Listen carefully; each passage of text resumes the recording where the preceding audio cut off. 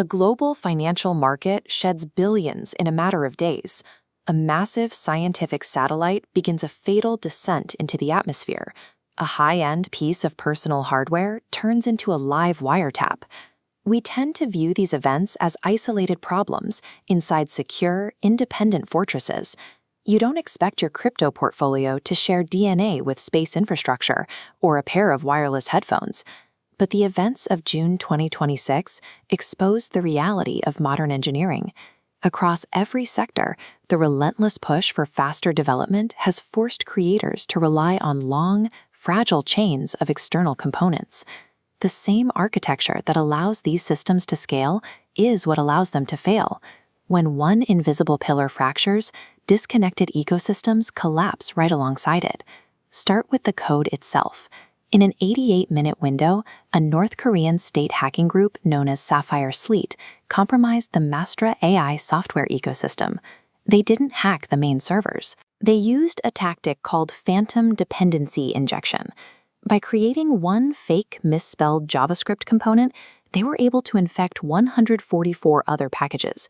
Developers downloaded what they thought was safe code and unknowingly installed a remote access Trojan.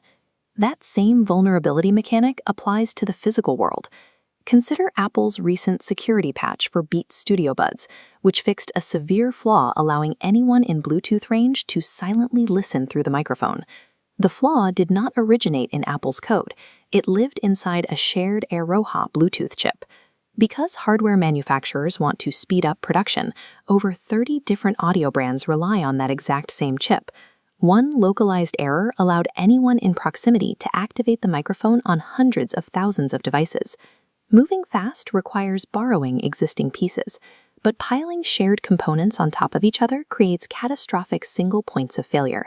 Scale that logic up to Earth's orbit.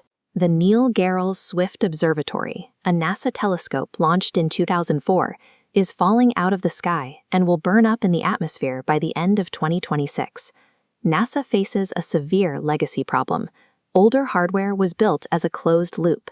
The Swift telescope has no external service dependencies and no docking ports for repairs. It remains uncooperative to rescue missions. NASA relied on the commercial sector for a solution. They gave the startup Catalyst Space an incredibly tight 9-month window to design, build, and launch a robotic rescue craft capable of catching a dead satellite. The modern space economy is no longer self-sufficient. Survival in orbit requires agile commercial startups acting as emergency supply chains to patch rigid, aging infrastructure. Zoom all the way out to global finance. This chart tracking cumulative net flow shows a massive $6.35 billion exodus from U.S. Bitcoin ETFs over a single 30-day period. The price crashed 17% alongside a brutal streak of 13 consecutive days of institutional outflows. While institutional funds panicked and dumped their exposure, corporate holders moved in the opposite direction. Michael Saylor's company absorbed the sell-off, aggressively acquiring assets until their reserves hit over 846,000 Bitcoin. The Bank of Japan raised interest rates to a 31-year high of 1%, yet the crypto market barely flinched. Because Japan paused their bond tapering, they essentially kept indirect liquidity flowing. Contrast that with Washington. When the U.S. Federal Reserve signaled they were holding rates steady at 3.5 to 3.75% without any immediate cuts, Bitcoin immediately shed $2,000 in value. A truly sovereign, decentralized asset shouldn't care about a central bank, yet its price action acts as a direct dependent derivative of U.S. dollar liquidity. A central bank's liquidity dictates the price of a decentralized currency.